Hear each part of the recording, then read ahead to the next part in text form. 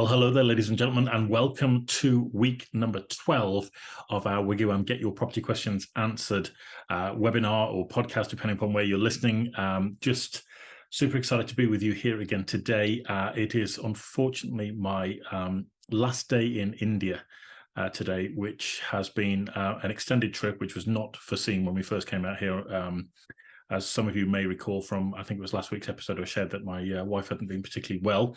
So for all of you, those people watching and listening who have been in contact and said, how is she getting on, how's she doing, and all the rest of it, I want to thank you for your lovely messages, because I'm pleased to say she is on the mend. So my good lady is on the mend, and she is all being well. We're going to fly back tomorrow into the UK. So it's been a bit of an extended trip here in India, but I have thoroughly enjoyed myself. And I've got to say, it's quite an interesting comparison, because I came out here in March earlier this year for my first trip ever to India, and I've got to be honest, I found it quite overwhelming. There's just so much going on here, and it was just such a shock to the senses, and it was incredibly hot, and the food was a bit spicy and all the rest of it. But coming back for a second time, I've got to say it is an incredible place. Like, I'm really starting to fall in love with India and all that it has to offer as an incredible place. And I do think it's going to be one of these places that, in terms of investment, if you're looking at investment into a country right now, it is just starting to hit that growth where, the part of the curve of its growth, which I think will be parabolic, if that's the right word to use in investing terms. And I do think things are going to take off very, very soon here. So you can already start to see that, the infrastructure is starting to get there, and the patriotism is definitely there within the people. I mean, we came out of one of the, we went to the cinema one night, just to give you an example, and it was about 9:15 at night, and people are out there, they're finishing off some of the paving slabs outside of the main shopping mall, working incredibly hard, day and night. This is on a Sunday night at, as I say, about 9:45 at night, and just can't believe how hard these people are working to show their patriotism for the country, and also to build the infrastructure that's needed, obviously, to get the country to where it needs to be. So I've got to say, very impressed with India so far. Really do like it. Definitely will be coming back here several times again in the near future. So I just think it's an incredible country. Just give you another couple of examples. We were in what they call an auto, which is like a three-wheeler. It's not a trike, but it's kind of like a covered three-wheeler, if you like. For those of you who've never been in an auto in India, it's quite an experience, but you're so close to all the other traffic that's going on around you. And when we first got into one, I thought I was going to die literally every 5 minutes, because traffic is so incredibly close to you, and you think, God, this would never happen in England, right? And then we're sort of driving around today in this auto, and I'm a lot more relaxed. Your kind of traffic goes on around you, they're beeping the horns, everybody's kind of finding their own way, they're all within a couple of inches of one another. And there was this guy ahead of us, and his mate was riding the motorcycle, right?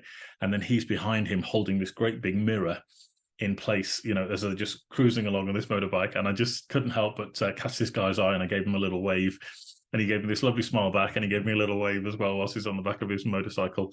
And I just thought, like, these people are just so incredibly generous and genuine and warm-hearted and loving, and you can really see that there's this closeness to God, and this whole namaste, which is my soul recognizing your soul, if you like, when people meet one another. It's just incredibly beautiful. And I think you can see the origins of the spirituality and the religion that resides within the people, and the fact that you can go down a random street and there'll be temples there, and you can everybody's sort of welcome into worship and what have you. And I think this close proximity to God is going to really help the nation advance as well, I think, and to become an economic superpower in the not too distant future. So yeah, very excited about India. As you can probably tell, I'm raving about it all, and I'm very happy. So I would highly encourage anybody who wants to try out a different holiday, a different experience, if you fancy a city break or just something of that nature, come to India, because I don't think there's, I can honestly say, having been around the world quite a bit, that I've never had quite an experience like I've had in India, and that's all good. That's saying very good things. So anyway, just wanted to share that update with you guys. But I also wanted to say thanks to every one of you that keep tuning in each and every week. They keep watching these videos. It's so interesting seeing now how social media is, I don't know whether to use the word manipulated, or quite how things are playing out. But I might have mentioned this in a previous video. We've been watching the interactions on our website, WiggyWam, where we're seeing the videos that are being posted there and how many hits they're getting each and every week once the stuff is uploaded. And then we can contrast that with a site like YouTube, where the videos are actually hosted.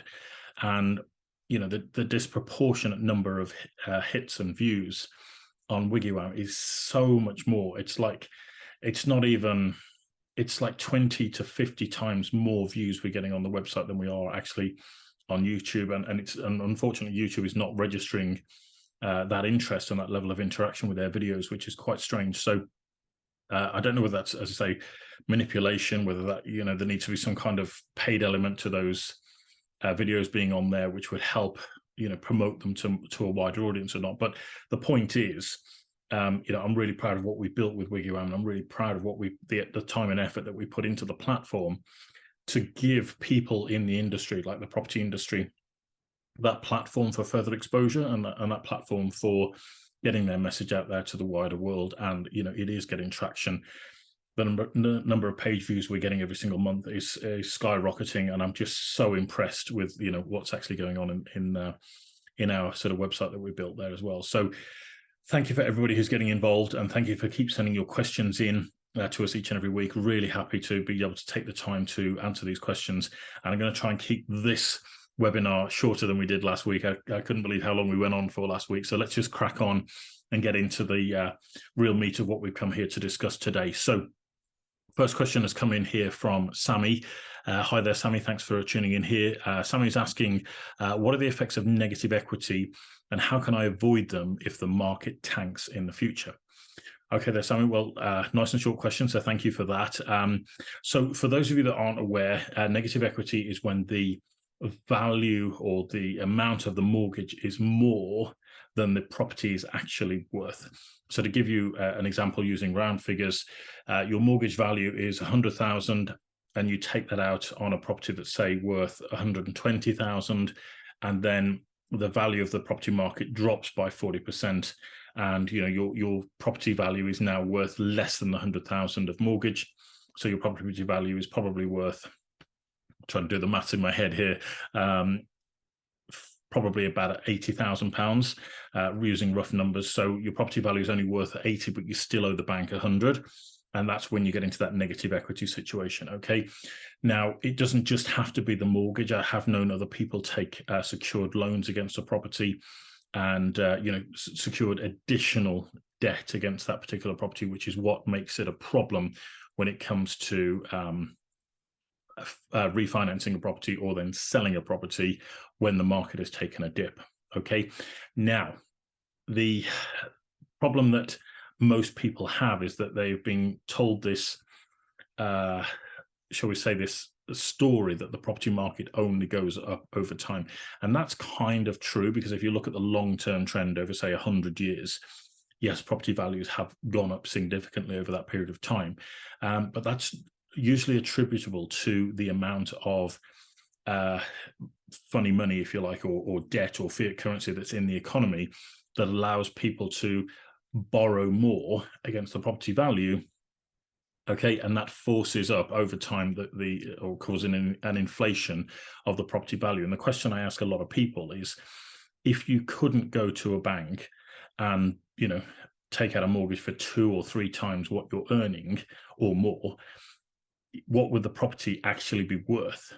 And that's an interesting one to contemplate, because actually there's no way properties would be worth anywhere near what they're worth today if you couldn't go and find an additional source to raise that additional capital to go and acquire the properties. Okay, because there would be far few people about with the resources to actually finance the acquisition of those properties. Does that make sense? So it's a really interesting scenario that we've got ourselves into, but the availability of capital from mainstream lenders such as banks, building societies, and all the rest of it have artificially also increased the value of property, which is why you end up with 25, 30, 40-year mortgages now coming to the marketplace, in order to extend the period of borrowing in order to increase the amount somebody can borrow, which again has an artificial impact on the price increase of property over time. Now, the reverse is also true, that when the market turns and the market starts to fall, this is what can put people into negative equity. And it's usually, if you look at graphs of property prices, when property prices start rising in a boom period, they'll come to a point where they get to a certain peak.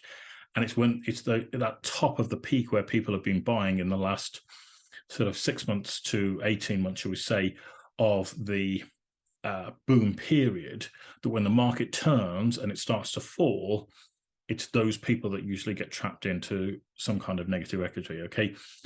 And it can be a bit of a challenge because you're then stuck with this property that has little or no equity in it. So what do you do with it? And in certain cases in the 1980s, when this happened, a lot of people were just handing the keys back to their homes to their bank and just saying, you know what, take it because I can't afford these mortgage payments. And in certain situations, they were forced into negative equity. So if the property's got little to no equity in it, then some people will choose to hand the keys back to the bank. I don't think that's a particularly wise strategy because, well, it depends what your financing is on that particular property. But if you're in that position where the property's got little to no equity in it, and you hand the keys back to the bank, they're going to start to run up costs in terms of their administrators to administer the sale of the property, plus all of their fees and everything else. So they're going to start to add on fees to that purported debt. And then when the property is eventually sold, they'll come after you for the balance, right? Whereas if you just, if you needed to move from that property, it's pointless selling it because there's little or no equity in it. So why not rent it out and use the rental income to cover the outgoing expenses? Obviously, it's different if you're kind of separating. Okay, and I have seen this scenario with a couple that were separating. I think we were in Milton Keynes on a mentorship there, and there was a couple that had separated, and I was speaking to the estate agents about this, and I asked them the question, how do you deal with properties in negative equity, right? And they said, oh, it's simple. We had a property that was in negative equity, so we just put the sellers who were splitting up in front of our financial advisor, and they both got £10,000 loans to cover the cost of the negative equity. And I was like, okay, I don't know whether that's a good strategy to put somebody into debt for 7 years to pay back this situation when they could have come to some arrangement to hold the property over that period of time, taken rental income, use that to cover the costs of the mortgage, and then when the property market starts to pick up again, then ride that increase in value, okay? So I know this is probably jumping around a little bit, but there's a lot that I kind of want to build into this answer to give you the best possible feedback here, Sammy. But if you're in that position, then the pressure comes from people like your lenders. For example, if you've got equity financing on that property or a portfolio, and then the portfolio drops in value because the market has fallen, the lender then may put pressure on you to ask you to, alter your equity position in their favor. So they may say, well, we want you to maintain a 65% loan to value across your portfolio. And because the market drops, that increase in loan to value goes up to, say, 75%. They may well say, well, we want you to reduce it by 10%, which ultimately means you've got to pay them cash to reduce your overall borrowing. Okay. So it depends who it is. Obviously, if you're a homeowner who's bought their property and you're in that property for 10 or 20 years, whether the value drops by 20% probably isn't going to matter over the course of that term, because ultimately the market should recover and come back again. But if you find yourself in that position, of being in negative equity, then I would look at treading water for that period of time. And if you don't need to sell, obviously it doesn't become a problem. It's only when you need to sell that it becomes an issue. If you're forced into that position by the lender, then that's clearly the biggest issue. What you can also do is to look to make overpayments. So, for example, if you took the example of getting permission from your lender, renting the property out, and then using that that rental income to pay down the mortgage. So you're not just paying the mortgage payment, but you're also paying everything that you're receiving in rent down off the mortgage. That can help you to get out of that negative equity position a lot quicker as well. Okay, so you might be able to do that, but again, it depends what your interest rate is on the loan, because interest rates can rise, and they are, some people have found that their mortgage rate has risen substantially recently. That can also start to eat away at you, and it can become a very difficult position. So if you're in this position and you're struggling, Sammy, or you know somebody who is, then the other thing that you might be able to do is look at doing something like an option agreement, or a rent to buy as it's commonly known, and that can help to put you a long-term tenant into the property, somebody who's prepared to pay a little bit of cash up front, and then is prepared to take on perhaps the increased payments that are due every single month, and will maintain and look after the property as if it's their own. Okay, I don't want to go into all the ramifications of that, Sammy. So if you're in that position and you want to know a little bit more, reach out to me. Happy to help at wiggywam.co.uk, and we'll have a conversation, and I can guide you through exactly how to put that together and how it's going to work in your favor in a lot more detail than I can perhaps on this webinar this evening. Okay, so I know we've covered a lot of ground there, Sammy. I hope it was helpful. Maybe you want to go back and listen to this a little bit over and over again, just to sort of get the little nuggets of information that's in there.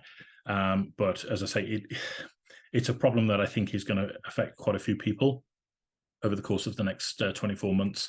And if you do know people that are in that position, I've known very experienced investors get caught out. They got caught out in 2008 when the market dropped. They couldn't refinance properties that they bought, and they were doing up, and they were refinancing, and they were buying and doing up and refinancing, and they just got caught out when the market dropped. They couldn't refinance. They were in negative equity, and they were really struggling. So more than happy to help anybody out who's in that position. And just reach out to me and let me know. All right.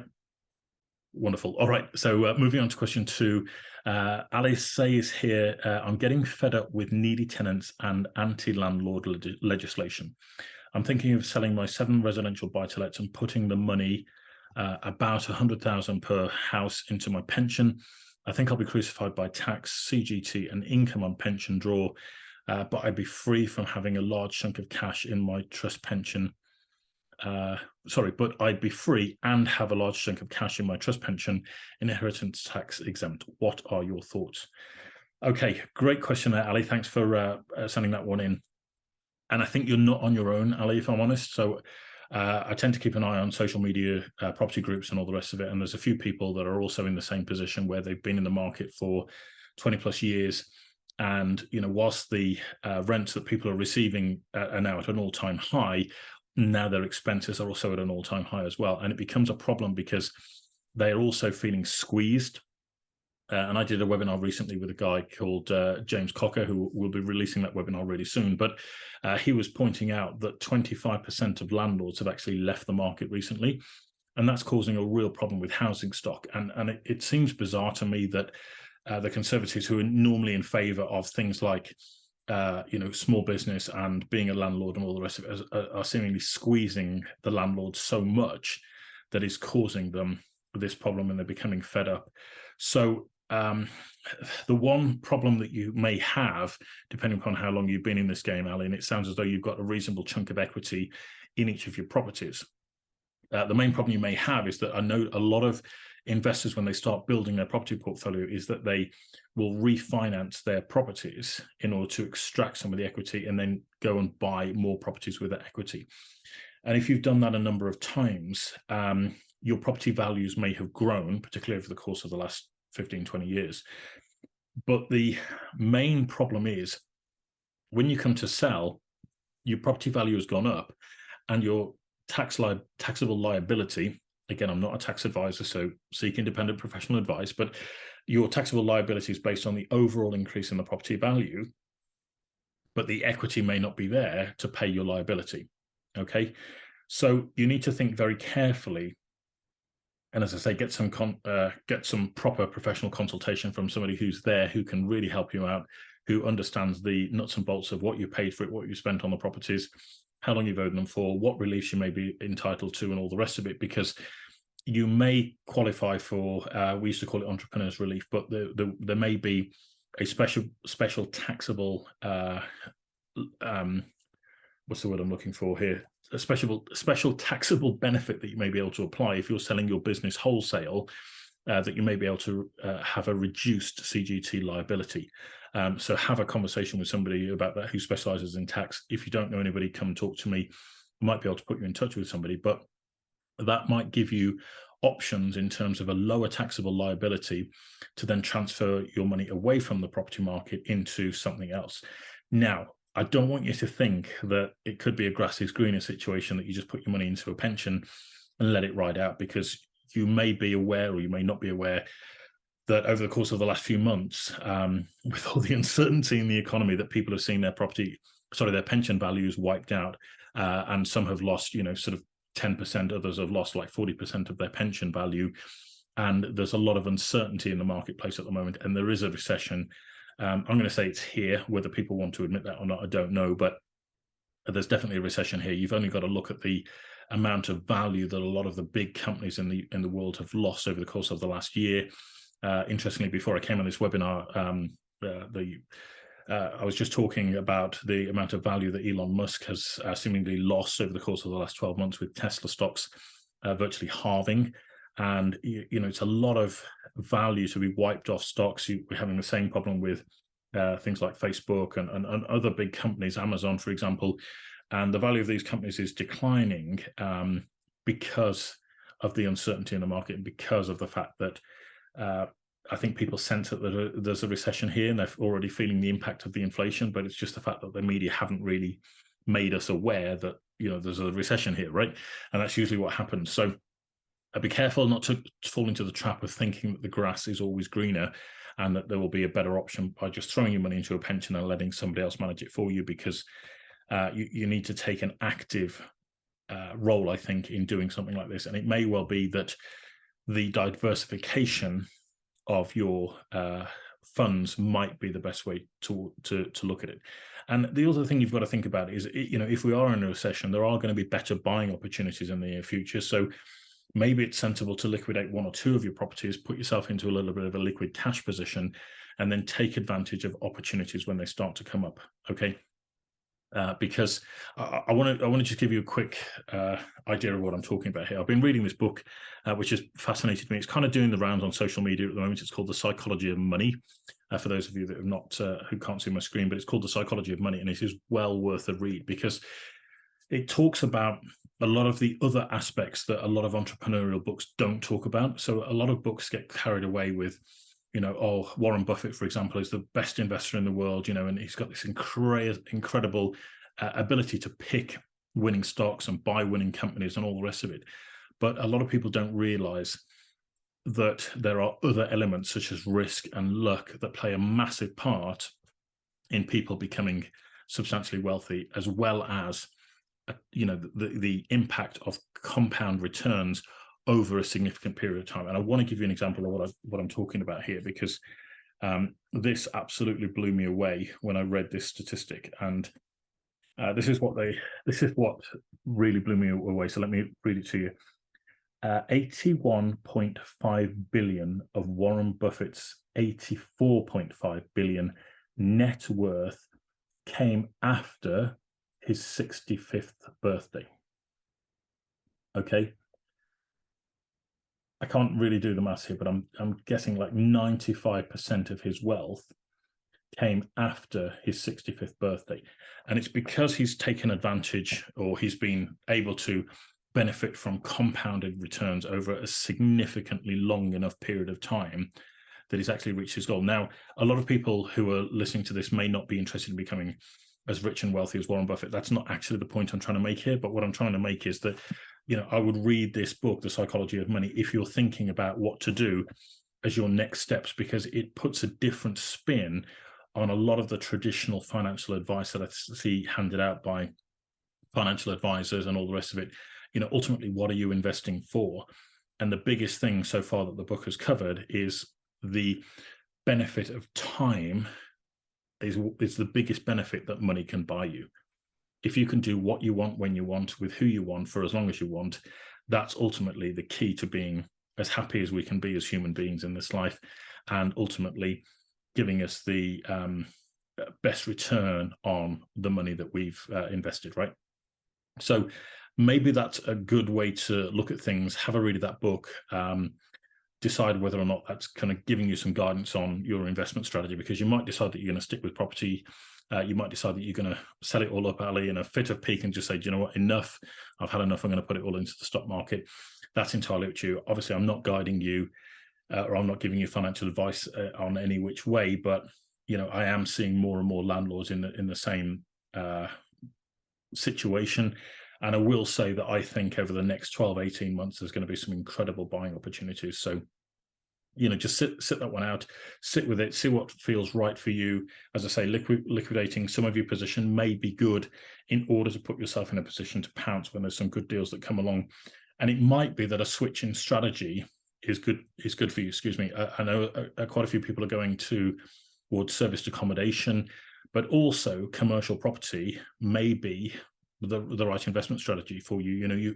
There's a lot of people that will go out there, they'll find commercial properties, they'll get really good tenants in, like Costa Coffee, for example, and that will massively increase the property value. They'll sign a 25-year lease on that property, and happy days. It's all hands-off investing. There's less loan-to-value involved, unfortunately, but it could be completely hands-off, completely risk-free. Well, as risk-free as you can be with property and all the rest of it. And that may well be a good switching strategy to move away from residential and move over towards commercial. So hopefully that's given you some guidance there, Ali. Wishing you the best of luck with that. And if you need anything else, then please do let me know. All right, let's move on. Question number 3 is coming from, here we are, an anonymous conveyancer. All right, well, whoever you are, thank you for your question. It says, we've received an email from yourselves regarding joining your platform. Can you tell me how this would work for us? We are a London-based conveyancing firm and rely mostly on referrals and word of mouth from past clients. How can we use WiggyWam in terms of marketing and lead generation, as you said in the email? Is it suitable for us? Okay, well, that's a great question, and allows me to do a bit of a shameless plug, if you like, for WiggyWam and what we can do. But there's a couple of options here, just I want to run past you. It depends on what you are looking for to get involved with WiggyWam. Now, if you just want to advertise your business, it's dead straightforward. You can just go onto our website, wiggywam.co.uk. You'll see a Join Now button. You can click on that Join Now button.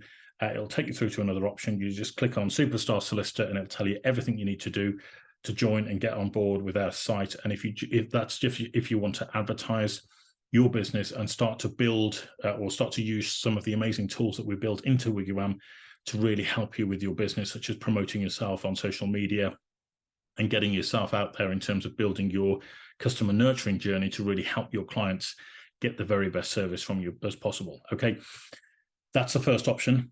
A second option would be if you are looking to increase your fees and deliver customer excellence, which I think a lot of conveyancing firms are doing right now. They're looking for a different way of doing things because they're pretty fed up with, shall we say, getting involved in this whole back and forth battle with other estate agents and solicitors, where they're tied into this sort of 22, 26 week exchange of contracts, and it's doing their head in, and they've just had enough, and they're charging ridiculously low conveyancing rates to be part of it. If you're interested in a better model, which is more geared towards you guys earning more for each conveyancing transaction, and you're able to meet our service standards, which is not completely onerous, I'll be honest with you, it's very straightforward, but it just requires commitment, then if you're happy to have that conversation, then I'll show you a different way on how to do this, where you could earn 2 to 3 times more, but you're delivering a very high level of customer service. Does that make sense? So I'd be happy to have a very informal interview with you, just sort of tell you what it is that we expect, where we want to position you with clients that are coming through WiggyWam, and then how we can sort of help you have less stress, because it is a less stressful process, because actually instead of having 3 or 4 cases on the go at any one time, you've only got 1, because your profit margins are significantly more. And I'm just being completely transparent with you here. That's the best way to do it, because why wouldn't you charge 1,500 quid for a job when you can achieve that, and you can deliver it in a way that the customer expects, and you can have greater job satisfaction and less stress, and 4 times less phone calls, and 4 times less hassles of dealing with other files than you would if you were charging, say, 500 quid for a conveyance and all the headaches and hassles that go with that. with the expectation from the client. To me, it's a complete no-brainer, but that's just me. That's the way I see things, and unfortunately, the market seems to disagree with me from some of the comments that I'm seeing on social media and other platforms, where there seems to be how do I put this politely, an argument for preserving the status quo, which makes no sense to me because it doesn't deliver excellence to the ultimate client who is paying everybody's wages at the end of the day. Okay, and I think that's the biggest thing that's overlooked, is this need to serve the client at the highest possible level. And if you can do that with our guidance and our help and support, we'd be more than happy to help you. And we've also got some really cool stuff up our sleeve that I say I'm holding back on announcing because I shouldn't have been in Indy for an extra week, and there's a lot more stuff that we've got going on when I get back to the office and at home, and then I can start to unveil a lot more of what we're actually got going on in the background. But it's really exciting. I'm going to encourage you to get on board nice and early on in the process, because you'll get maximum benefit from it rather than waiting like a lot of other people do. They don't get in early enough, and then they complain, why does everybody else get the other opportunities and the better opportunities, even though they procrastinated and didn't get involved early enough? Do you know what I mean? Because they had the same opportunity, but they chose not to take action. And that's the biggest thing. So if you're interested in that, if you're a heavy hitter, you want to perform well, you want to deliver excellence, you want to earn more money, you want to be recognized for delivering a quality conveyancing job, then get in contact with us, and I'm more than happy to have that initial conversation. I've got a couple of calls lined up for Monday, Tuesday next week already with people in the same boat as you. So I'd be happy to have that conversation and just see where it takes us. And if it's not something you want to be part of, if you don't want to earn more money, if you like the stress and the hard work and multiple phone calls a day, if you like taking on low budget conveyancing work, feel free to do that. I'm not going to take that away from you, but I'd just like you to be open to an opportunity of something different and something better. Okay. So whoever you are, I hope that's answered your question. And thanks for tuning on, and look forward to hearing from you very soon. Okay. Right, moving on. Question number 4 here is coming from Pauline. This is quite a lengthy one, so I'll just read this through. We have bought a house from an elderly couple who have asked if we can give them a few more days to move out after the agreed completion date. We could do this, but a friend of mine has set off alarm bells saying this is fraught with problems and that on completion it becomes our house and they would effectively become our tenants. Is this true? He also said there may be issues with insurance and mortgage stipulations, plus potential tenancy rights of the elderly couple who could effectively refuse to move out when they agreed. My wife also made a valid point that being elderly doesn't mean they are 100% trustworthy. We don't know anything about them. They could be career criminals. What would you recommend we do? All right. Okay. Thanks for the question there, Pauline. Quite a bit to go at there, but I just want to first of all, raise the point, there must be some reason why they're asking for this extra few days after completion date. And it may be as innocent as, do you know what, we've got a lot of stuff, we need to pack it all up and we need to move out. But we want the certainty that we're going to complete on that day, okay? Because they may have had bad experiences in the past where, the sale fell apart at the 11th hour and then they just need that certainty of sale. So it may well be a couple of options that you have to approach this in, Pauline. It could be that you exchange contracts on one date with an agreed delayed completion of 2 to 4 weeks or longer, if that works for them, so that it gives them enough time to do the packing, and they know that they've got certainty because of exchange contracts. They then know that the completion date will fall due, and then everybody can move and there's no stress and hassles. Okay. Now, you don't really want anybody living in your property after you've completed. Okay, so if you set that agreed completion date with your solicitors, what you don't want to do is put, shall we say, an informal contract in place by agreeing to something informally with this couple that says, oh, you know what, don't worry about it, you can live in there for a couple of days after completion, we're in no rush to get in there, and all the rest of it. Because you do run the risk, as your friend has quite rightly pointed out, that there could be issues with your mortgage provider if you're getting a mortgage on the property, who could effectively say you're doing a sale and rent back, which isn't, well, it's not that it's illegal, but it's kind of frowned upon right now. So you need to be careful that these people are not then going to become tenants by default that you then can't get out, because how do you know that they haven't said, how do you know that they're not going to turn around and say, well, we paid him, a month's rent and a deposit upfront in cash, and they said we could stay on for another month and all the rest of it. Oh, we don't have any paperwork in place, but that's what we agreed to. And then you become embroiled in this huge problem that you can't get them out, okay? Or it takes you a long time to get them out and you've got to go to court and all the rest of it. I don't want to scare you in what I'm saying here, but you do have to protect your interests, and you have to protect your interests first and foremost. And that will come down to your solicitor doing their job to protect you and to prevent you putting yourself into this difficult position, okay? So what I would say is that, you need to find out why there is this proposed time delay. Why do they want this extra couple of days? Could you not just agree to move the completion date to accommodate their wishes to a fixed date that might be later on? Excuse me. Or could, if you then exchange contracts and then there's a completion date that's agreed, and then they decide that they're not going to move out for whatever reason, you would go back to your solicitor and the solicitor will issue a notice of completion. Okay, and that will give them 10 days where they must complete. And if they don't complete after that 10 days, they're in breach of contract.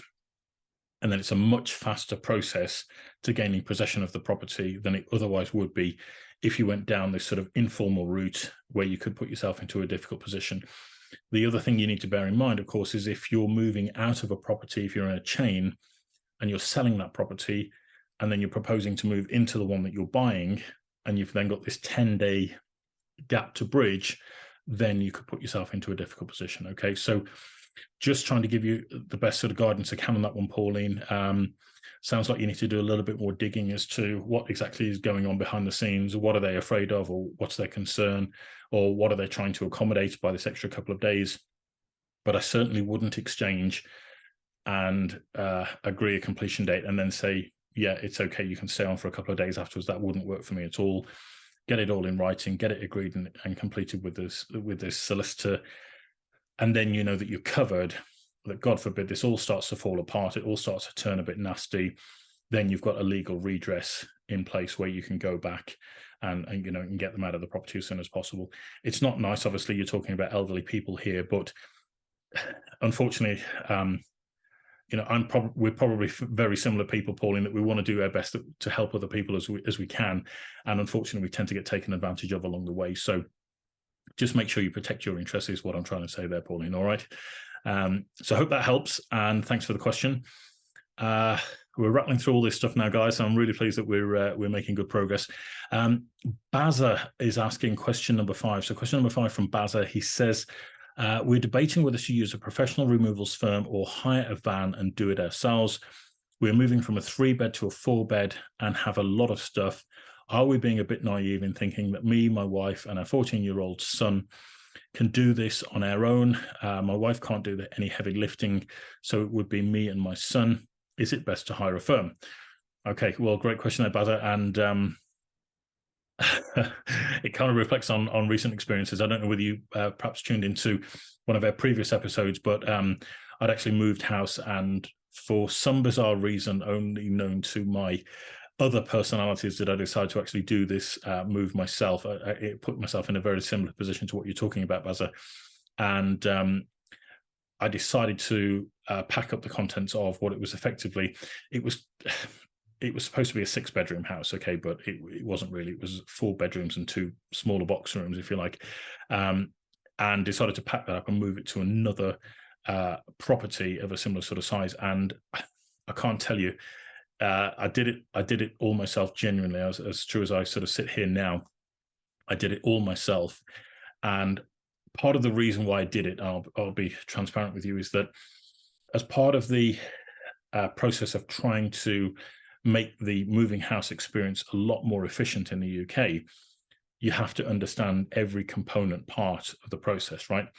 And part of that for me was to understand what are the intricacies in moving house, why is it so difficult, why on that day of completion does the removals process sometimes hold things up, or what do people need to have at their fingertips in terms of the coordination process of emptying one house and then filling up another one, all within the space of about 12 hours. Okay.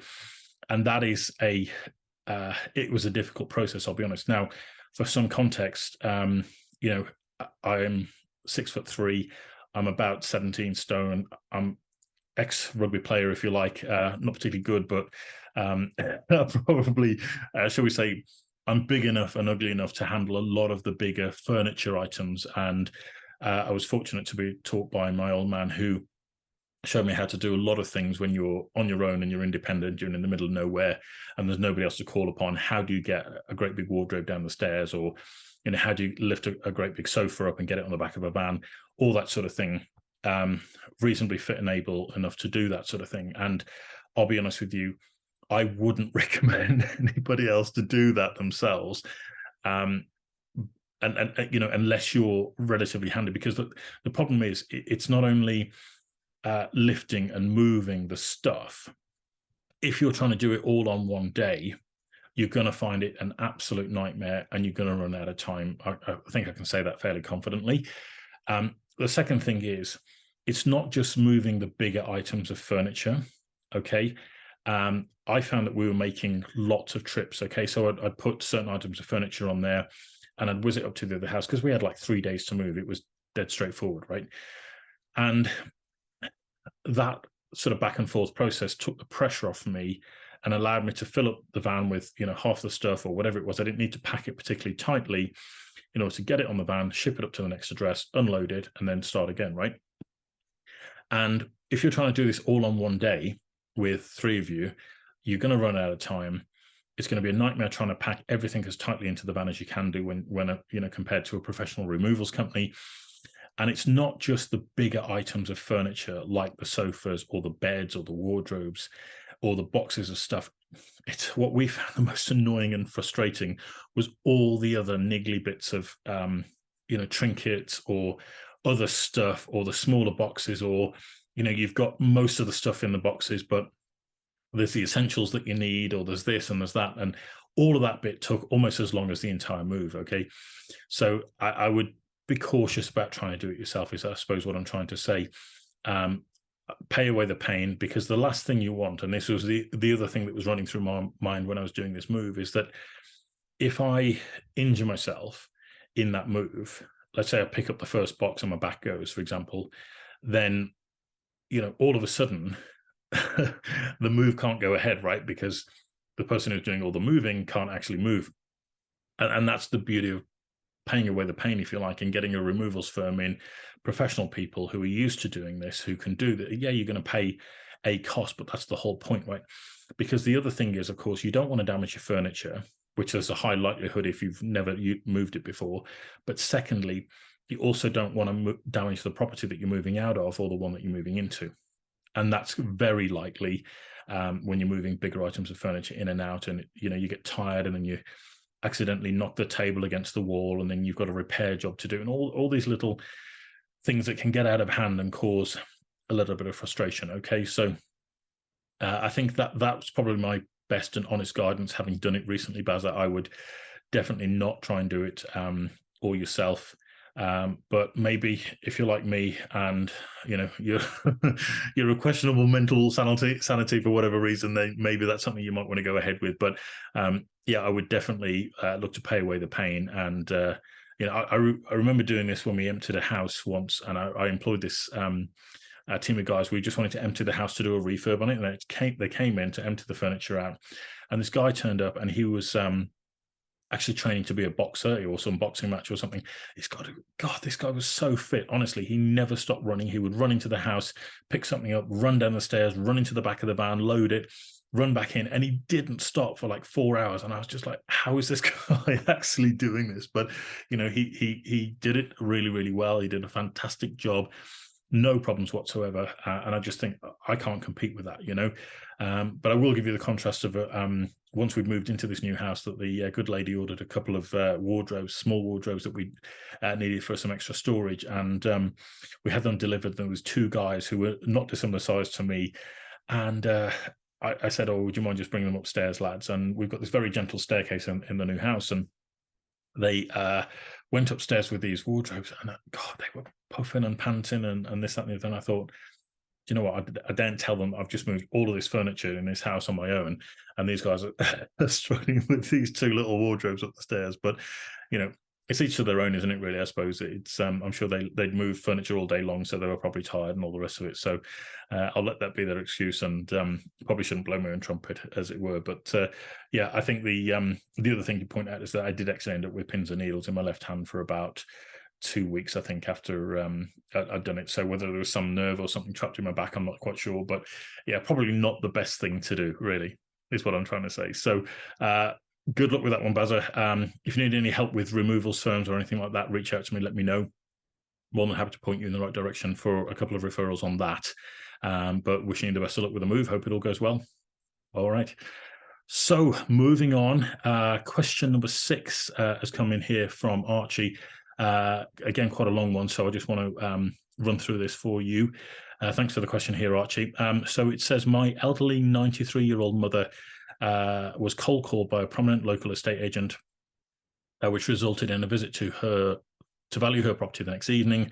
Neighbours said he was there for nearly 3 hours. I had no idea it happened until I visited her 2 days later. And by that time, she had signed a contract to sell. From what she said, she felt pressured into doing it, as he had said she should be living in a single-story property or a nursing home and let her family enjoy the house. I called the agency to complain, but the person said the agent who dealt with her will not be back in until tomorrow. The property is already showing on Rightmove. The contract is very long, and my mother has signed it. The fee is 2%, which works out at about 19,000 in fees. How are agents even charging this much and getting away with it? This kind of scam in the first place. They have preyed on a vulnerable person. I'm her only child, but I suffer with ill health. I'm 77 and I can't deal with this stress, so would be grateful of any advice as to how we can get out of this contract. It's a shame that agents are not regulated like, say, solicitors. I also wonder what my old friends in the trade, I'm an ex-journalist, would think of this shambles. I have a good mind to call them up and make a fuss about it. Wow. Okay, Archie, sorry to hear that your mother's been put in that position, and it certainly reads as a very shocking story, if I'm honest. So again, apologies that she's had to go through that. Now, if I was in your situation, I would certainly, first of all, you've already made contact with the agency, which is great, but I would definitely be on them like a ton of bricks with this one, because I'm going by what you've said, and as I say, it certainly sounds shocking. I haven't got the agent side of the story. It may be that it was agreed to and all the rest of it. I don't know, but 3 hours on a valuation is quite a long time, and maybe there was some pressure tactics in there to secure a good home for sale. I don't know, but the point I'm trying to make is, you want to get in contact with the agent, and you certainly want to ask for a copy of their internal complaints procedure. You want to be taking the property off the market, issue formal instructions to do that, and there shouldn't be any issues with doing this, because consumer regulations usually govern that there's a 14-day cooling off period when you're signing any contract, where you can kind of change your mind and not have to suffer any penalties or any other sort of adverse consequences as a result of the situation that you've been put into. And it's to stop this kind of high pressure selling. I'm not saying that's what went on here, but it sounds it from what you said. All right, so that would be a way to get the property off the market, cancel the contract within that cooling off period, and then maybe make a complaint. There might be a complete misunderstanding. I don't know. And it's worth just exploring that with the agency. Is it a genuine mistake? If so, if they're a decent agency, they'll probably rip up the contract, take the property off Rightmove and off the market, and they'll say no more, or they'll just say, look, if, as and when you're ready, come back to us and we'll, list the property and we'll sell it. There won't be a problem. If it's a bit more serious, it might be that you have to escalate the complaint. If you've exhausted the internal complaints procedure with the agency and they haven't given you a proper answer, or they're refusing to take the property off the market, which would be kind of unheard of, but I just don't know, because ultimately their client is your mother, okay, because she's the one who signed the contract. So it may well be that she's got to, unfortunately, embrace that uncomfortable process of making that phone call or sending them an email or something of that nature, or writing them a letter to say, this is the situation, I'm not comfortable, the property needs to be taken off the market, and all the rest of it. If you've exhausted that internal complaints procedure and it doesn't go ahead, then it might be that you have to go down the property ombudsman scheme or the property redress scheme and make a formal complaint down that road. It's a little bit more tricky. If they are this kind of prominent local estate agent, as you refer to, hopefully they would fall under the property ombudsman scheme, which will give you a little bit more leverage in terms of getting the complaint resolved as quickly as possible. And just as some quick stats for you, as I understand, the property ombudsman scheme, which covers 95% of sales agents, resolved 5,122 formal complaints through the Ombudsman Service about estate agents in 2020. And of those cases resolved, it supported about 65% of complaints. Okay, now they do have the power to make some awards. The awards that were made during the course of complaints during 2020 was quite small. Okay, the average was about £653, but they can make grants up to they can grant costs or shall we say compensation up to about £25,000 in value. So hopefully you won't have to go down that road, Archie. Hopefully it'll be a quick, straightforward, sorry, there was a misunderstanding, whatever it might be, tear the contract up, take the property off the market, shouldn't be an issue.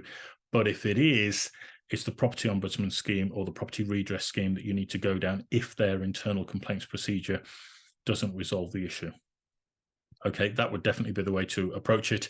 But before I wrap up on that one, I do just want to say, and at the risk of sounding a little bit disingenuous here, maybe there is an argument to look at there with the property and see whether or not it is the right property for her to be living in at that age, or whether or not there is a situation where it might suit you guys to be closer together because of the age and the ill health that you've outlined in the message. That might be an opportunity to explore. I'm just trying to give you some pointers here, Archie. I'm not trying to force you down one road or force you down into the hands of this estate agent and their practice, whatever. That's not what I'm trying to do. But think about it. This event might have happened in order to force a conversation and allow you to think about what might actually be the right way forward and to handle this. Is there an inheritance issue that might need to be taken care of with the property? I don't know the property's value. You've hinted at it that there's 2% fees, about 19,000. So yeah, there could be some opportunity for you to think about the property value, inheritance tax planning, all of that sort of thing might come into play.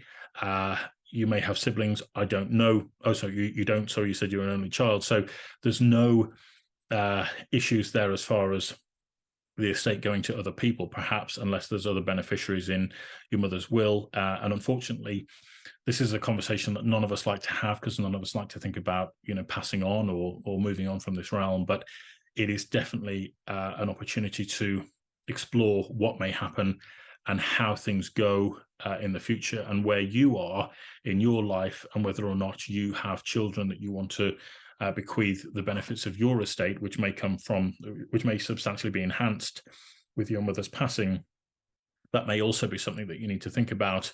Do I then, there is a technique called grandfathering, which people may use with their planning. So rather than pass the assets from your mother to yourself, Archie, she may well pass it from her to your children, which would mean there would be only one taxable event rather than potentially two taxable events as far as inheritance tax is concerned. So I'm just giving you a couple of options to explore with a professional tax advisor there. Kick this one around a little bit. It might be, as I say, that this event has prompted the conversation, and it might lead you towards getting a few things resolved and tidied up that you might not have thought about. Okay, so hope that helps, Archie. Thanks so much for the question. Good luck with getting that resolved. Anything we can do to help, obviously just let us know, reach out to us, and we'll be more than happy to have a conversation with you. All right. So that's the end of today's webinar, guys. Thank you so much indeed for tuning in. I'm sorry, it's coming up for I think it's like gone midnight now, half 12 at night or something. And as I say, we're due to travel tomorrow, so need to go and get some rest in. But thank you so much for being here, for tuning in. If you got value from anything that we've explored here today, guys, any of the questions that we've outlined, please do share this on social media with your friends and family, and do invite them to submit questions or tune into future episodes of Get Your Property Questions Answered webinars and podcasts. We'd love to have them come and join us and to submit their questions and get some support in their journey. Feel free to also go to our website, which is WiggyWam.co.uk, and have an explore on there, because we've built in a number of really cool resources for people that are looking to move house, or for businesses that are looking to grow in the current uncertain economic times. There's something amazing that we've got planned, which is coming out very, very soon. I'm so excited about it. I'm really struggling to keep my mouth shut about it, but it'll have to wait because we've, it's not quite ready to be unveiled at this moment in time, but do please keep in contact and in tune with us. If you like the idea of making money from helping other people and putting valuable products and services out into the marketplace, then we'd love to hear from you as well, because we can do some amazing things together. So thanks again for tuning in. Any questions or comments or feedback that you'd like to send through to us, you can send that through to happytohelp@wiggywam.co.uk. That's happytohelp@wiggywam.co.uk. You can also submit questions, comments, feedback on our website, which is wiggywam.co.uk, and also on Twitter. Our Twitter handle is wiggywam_UK. All right, you guys, thanks so much indeed again, and look forward to seeing you on another webinar in the not too distant future. All right, you take care. Thanks. Bye.